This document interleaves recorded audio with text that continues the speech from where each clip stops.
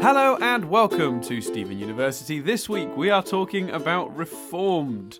I was going to say an episode in which you start describing it, but that is not my job anymore, Chris. I'm passing the buck. Now it's on to you. Way. What was it about? So Stephen is sitting with Pearl and his dad. They're fixing the van. He's doing a quiz on what crying breakfast friends people are, in a plot which is sort of a vague metaphor for the main plot, but ultimately dropped halfway through. So he's trying to work things out. He's like, oh, you two ain't no fun, you don't want to play. He runs, he sees Amethyst. Amethyst is like giving sarcastic answers. She doesn't want to think about herself too deeply. Hence the metaphor. Then she goes in her room and discovers that Garnet is knocking about trying to get this creature, like a slinker, I think it's called. They call it So they the chase slinker. after the... Huh? They call it the slinker. Yeah. They call it the slinker, the slink. They start chasing it around her room, which is a mass of junk and holes in the ground and stuff. The creature gets Amethyst a few times and she keeps changing, but every time she changes, she comes back quite quickly and chooses a quite bizarre form. Sometimes mocking Pearl, sometimes ultra strong because Garnet made a reference to her being strong. This goes on for a while until eventually the slinker really does get her. And then she doesn't come back right away because Stephen has pointed out that she doesn't like thinking about herself. She takes 4 hours to reform. She forms and she's basically just her. Everyone has a hug and she smiles. Ultimately, though, we still don't know what character from Crying Breakfast anyone is, and the monster is still on the loose. Getting the impression not your favourite episode from the... No, it was fine. It wasn't that...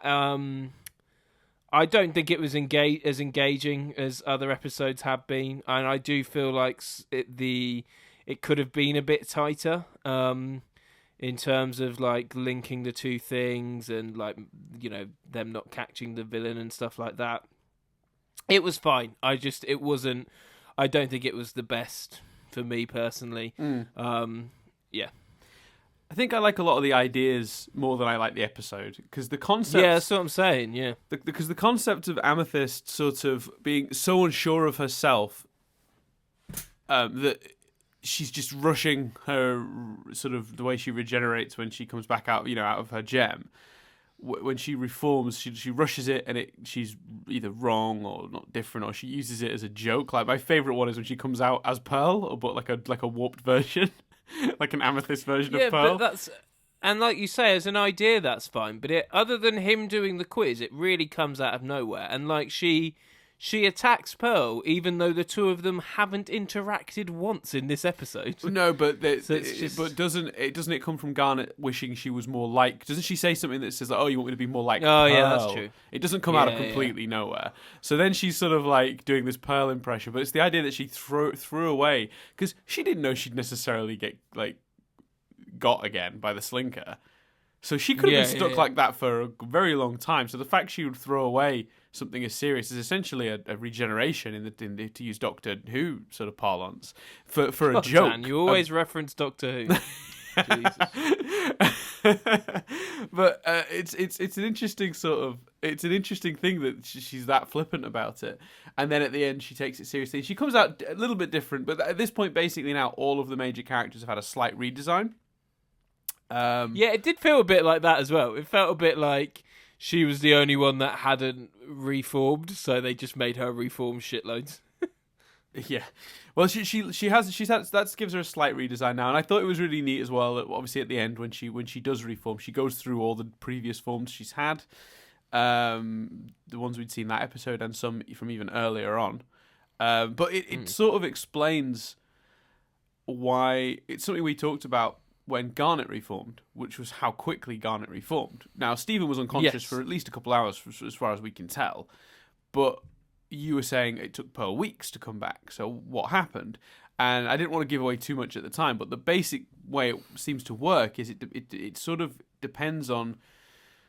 It's a few factors. It's how clearly you understand yourself, I guess, and it's also like how much time you're willing to take thinking about how you want to come back out. Pearl, who is quite analytical, she's a little bit sort of like she's very particular about certain things. You could imagine her sort of going over every detail of her appearance for weeks, before she actually lands on a form and feels comfortable coming forward, which is why it took her weeks. Whereas Amethyst, who gives very few shits, was just coming straight back out again, very little thought put into it. So it's one of those episodes of the show that shows you that these magical things do have really clear rules to them, and that's what I love about this show. It's when I remember when we first were introduced to fusion. I remember gushing on this podcast about the fact that it's very clearly elaborated on how it's about those two people being sort of on the same page, because as soon as Pearl and Amethyst in that first fusion episode realize that they potentially might have failed to their mission, it pulls them out of themselves, then they separate instantly. It's done very well. Here I feel like they explain about poofing and reforming, poofing as Stephen refers to it, and reforming very clearly, and all the rules are made very clear here.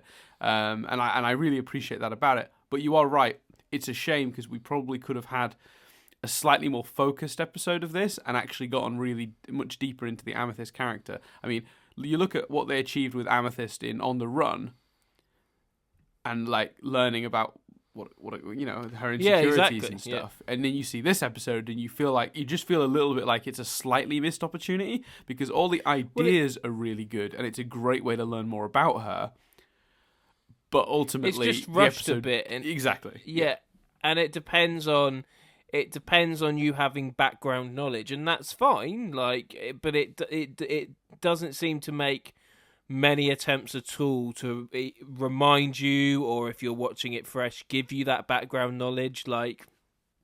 It's an episode.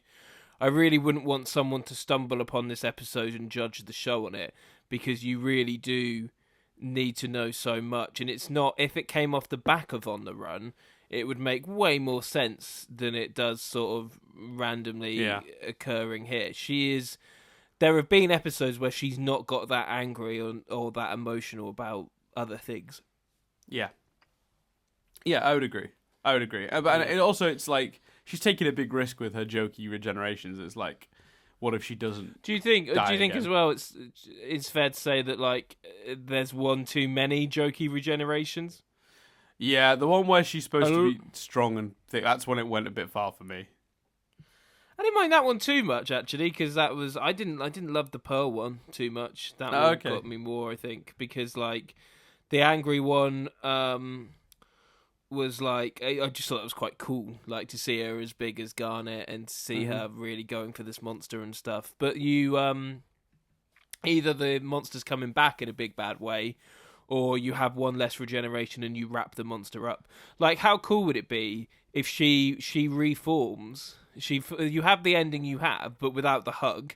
So she reforms, and no one says anything, and then the monster appears. She tackles the monster. She catches the monster. Yeah. And then they're just like, "See, you caught the monster because you're perfect the way you are. You're at your best when comfortable." And then they have the hug. That wouldn't it? That would have been so better. much clearer. Yeah, definitely. And I think as well, it's a bit like you're in a situation here where you've got a character sort of leading her on this, which is Garnet, and you could have maybe even used it as an excuse to learn a little bit more about how Garnet sees this sort of thing. We don't really, because we sort of missed Garnet's reforming. We don't really know how she feels about it, and we know a lot about her feelings on fusion now, and it all makes a lot more sense. But so I feel like it would have been a nice excuse to learn more about Garnet as well. But instead, she ended up just being a bit angry at Amethyst for not taking it seriously, which doesn't tell us a great deal. No, you don't really find out anything about anyone. No, and nothing. That's probably being a bit harsh. We do find stuff out about Amethyst, but I just think, as you were saying, it could be framed better. Mm-hmm. Although I do love that because it keeps happening and she keeps getting killed and keeps reforming. I love this moment when Steven just goes, "Is it weird that I'm starting to become desensitized to this?" Which is just the whole episode is almost worth it for that moment. It But is this funny. episode raised a question for me when I watched it the first time. And me and Nadia, my girlfriend who I watched this episode with, had a very long discussion after watching this episode. What was it about, Dan? Can Stephen reform? Yeah, I was wondering that. I'm assuming not because he's half human, but he can fuse. So Exactly. This is why me and Nadia had that very same discussion, which is like, I think if he can fuse, he probably can, can't he? Because I mean, we've seen him change his form before. When in so many birthdays when he was worried about growing up, he literally grew up. So his form can shift, and he can shapeshift not very well, and ended up with a handful of felines. Just thought if I rephrased it, you'd be less angry, but I can already tell by the silence. It's all right, Chris. At least I haven't mentioned Garnet's universe, you know. And I definitely won't mention Say Uncle. Don't worry about it. I love that I've got now like a handful of episodes I can bring up that drive you to silent anger. I'm just going to let you leave it now and let you just speak. I think I broke Chris. if you want to return to the adult conversation we were having, we can. If you want to keep being a child, then we can do that. It's up to you, Dan. Which one do you want to do? Do you want to have some? Do you want to have some podcasts based on Steven Universe, or do you want to fuck about? Based on Steven Universe. Okay. I think if he can shapeshift, he's surely. But it raises. I think what it depends whether they want their cake and eat it, because you want him to be able to reform and change, but you kind of also need to feel like he could die. Yeah, but so there's a sense of danger. I want to make, and this is something that the show will ultimately explain, and some people might yell at me and call this a spoiler, but gems can die. But it's different. And I'm not going to give you any more than that, but I will say that the sense of threat going away is something I also felt around this stage, because I was just like, well, if they can just reform every time, who cares? And this episode is particularly bad for that as well, because it literally suggests that they can reform endlessly as well. Yes, there's no limit to the power. Yeah.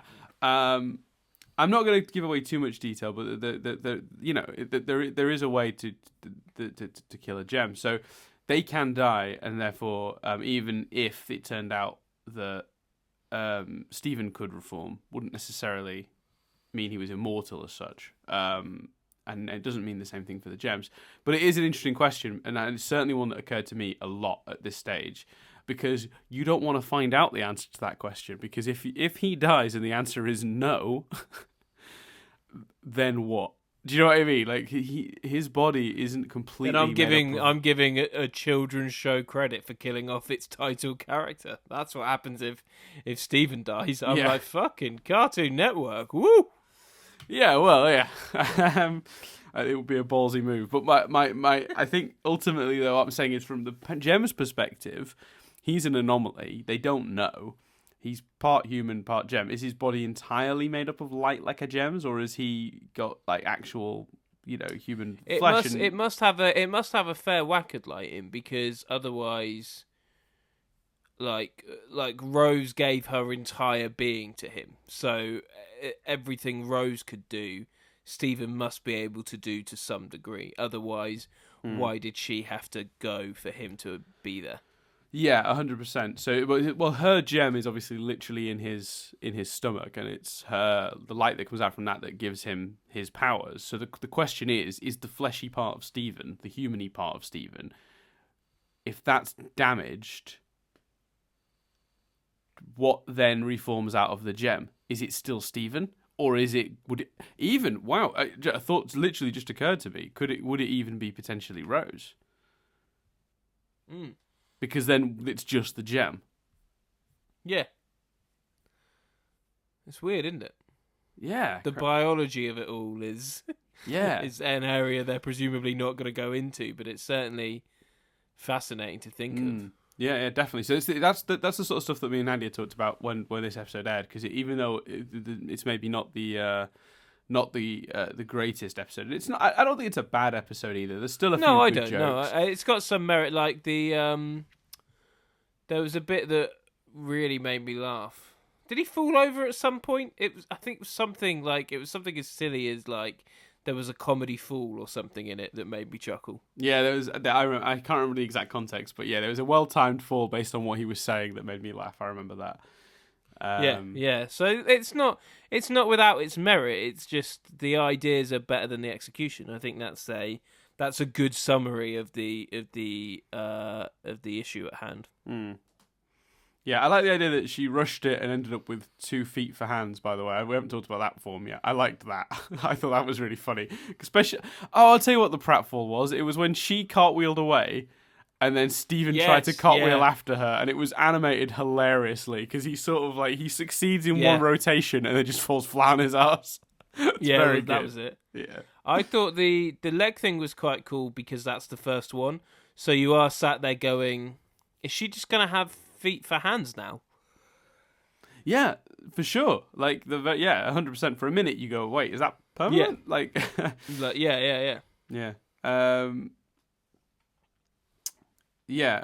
What else was there? I'm sure there's other stuff that I'm forgetting. Oh, I noticed that obviously Pearl helping Greg out fix his van again. She fixed his van last time it got damaged in a series finale, so that makes sense because his van obviously didn't do too well out of the whole fight with no, but it was almost Jasper. like if they were real actors, you'd assume that they were on contract to contractually appear in every episode because they were just like fixing a van. Nope, no more. No other appearances. Oh no, Pearl came back at the end, I suppose. Yes, she did. They have that with Adventure Time. It's really bad. They must have some sort of contract because every single Adventure Time episode which doesn't involve the main characters, which is quite a lot. Occasionally they'll just go off and tell a story that doesn't involve them at all, but they'll always get a weird cameo out of nowhere. And it always feels really forced, and I always think that they must have some sort of contract that says they're in every episode or something. Or maybe they just decided that'd be a thing they did, but it always feels really forced. Like in Doctor Who, where Amy and Rory leave and then they're just seen in a shop in the next episode. Oh yeah. It's also a note as well that just in case you're wondering if you've forgotten a previous episode, they do talk about the Slinker as if it's been referenced before. This is the first time it's come up in the show. We've never seen their initial. Yeah, and that was another example of it because it was like when they were like, because they kind of introduce it and then they go, "That's what Steven called it," and that was another bit that just felt a bit like not written smoothly, writing around the fact that we'd not met this villain before, but they clearly had. Yeah. Well, I also like there's a hint at the beginning as well that they didn't quite believe it was real. Like Steven and Amethyst had seen it and they told Garnet and Pearl and they were like, no, it doesn't sound like a thing. And then they like found it. Yeah, and it's just confusing because you don't know if she's lying about it, if she's in the room for another reason. Like, it's just written in a way that makes you try and second guess what's going on. Mm-hmm. Yeah. It takes the episode a real while to get to its point, basically. Because you mess about with the quiz, you mess about with Amethyst wanting engine oil for her sandwich, and then you get into the room. And maybe the episode should have just started there. Because then you'd have had more time to do it better. Do you know what I mean? You start the episode with Amethyst and Steven going into Amethyst's room to look for something, and Garnet's already in there, and then you start the episode. You don't need the rest. Do you know what I mean? Yeah, a lot of wasted time at the beginning. Amethyst and Steven are mucking about. Pearl tells them off and tells her to be more mature or whatever. She's like, nuh-uh, and they go in the room and that's happening, because then it's a bit cleaner. You've got a bit more justification for her attitude, like, you know. Look at us rewriting it. They should have us in the room, Chris. Rewrite these episodes right up. I can see what they were trying to do with the comparison to the quiz, but they just didn't come back to the quiz. They just dropped that halfway through and it lessened its impact. Yeah, I'd agree. Yeah, I would agree. Which is a shame because it's a nice idea. Yeah, and it's quite fun to like link it back to the breakfast thing and stuff. So. Yeah, the crying breakfast friends, which I love that joke as well. As who'd want to watch a cartoon where everyone's always crying? And I'm thinking about this show going, people cry a lot in this show. Yeah, and Steven starts to like well up at that. It's quite funny. Not an episode not without merit, but certainly not one of the better ones. I think that is the summary. And obviously, I hope it doesn't sound like Dan and I know we're not writing the show, and we don't want to be like, because most of the time I wouldn't even think to go where they go, and it's genius. So when we're making like suggestions of how we think it could improve, that's not us being like, we can do it better. Like, not at all. They're doing it, and they're doing it well. Like, it's just in this particular example, the reason we're both a bit like, is because I think there's other routes that we think could have been explored. Or a cleaner way to explore the same route that would have made the episode better, in my opinion, and it sounds like yours as well, Chris. Yeah. Cool. So, I think that's everything. Next week we're not gonna be doing, or next episode, I don't know when this airs, but the next episode isn't going to be a normal episode. We're going to do another bonus one like we did when we did the pilot. It's just to help line up the upcoming Stephen bomb, Chris. Hooray! The upcoming. Bomb. Bomb. The upcoming Stephen bomb that we're going to regret doing because it leads into the Stephen bomb directly after it, which means that, let me just work this out and make sure I'm correct. Yeah, so this is, what episode is this? This is 57, Reformed. So it's Tuesday, the 21st of November, and we'll be doing a bonus episode on Friday this week, the 24th, which is going to be us talking about the extended intro, and the season 2 shorts, which come around this point. Way. Some people asked us to do those, so that we're doing them. And then, from the 27th of November, Monday to Friday, for 2 weeks, an episode every day. It's madness, Dan. I know. It's madness. So by when we get to the 8th of December, which we'll have done 10 episodes in 14 days. Which is crazy. Very excited. I know, it's ridiculous. That'll be... Oh, sorry. Just some deodorant rolled off the bed. Because when it actually happened, there was a hiatus between one Stephen bomb and the next. But because we're not going to take a hiatus, because we're not... Because if that falls in a Nothing But Static week, then in those 2 weeks, we are releasing 13 podcasts. Thankfully, there isn't Nothing But Static between the 2 weeks. There's one either end of it, bookending it, but not actually during that time. But yeah, it's ridiculous. Yeah.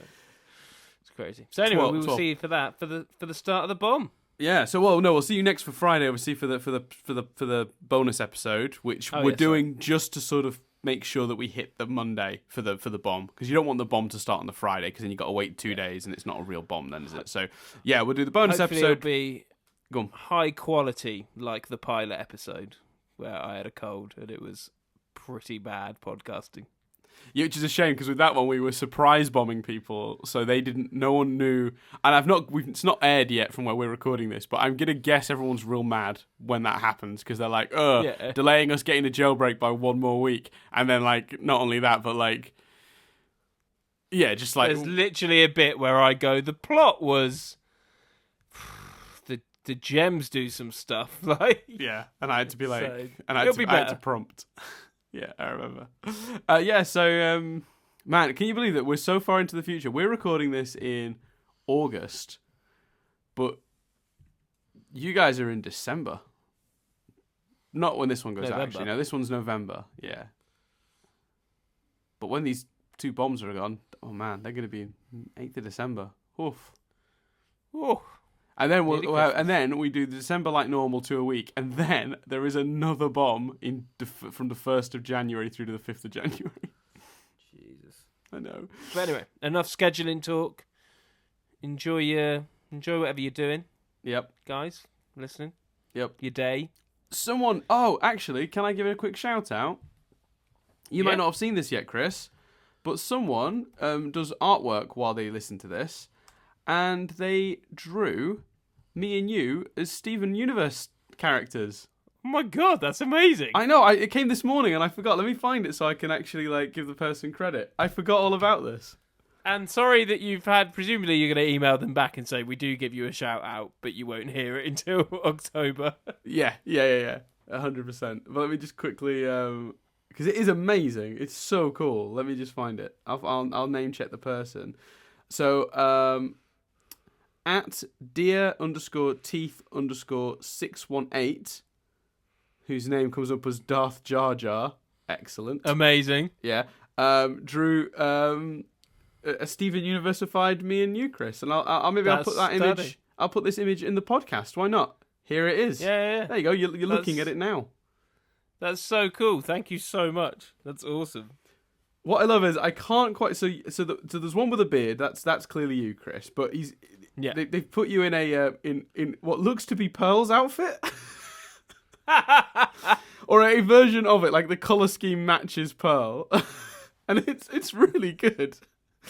Yeah, they really get their ex. I think thank you for that. And if anyone else wants to send in anything like that, that'd be. I mean, I'm not going to say go do that. I'm not going to tell anyone to waste their time on that sort of thing. We're not worth it. But if anyone is doing that sort of thing, send it in and we'll have a look. It's great.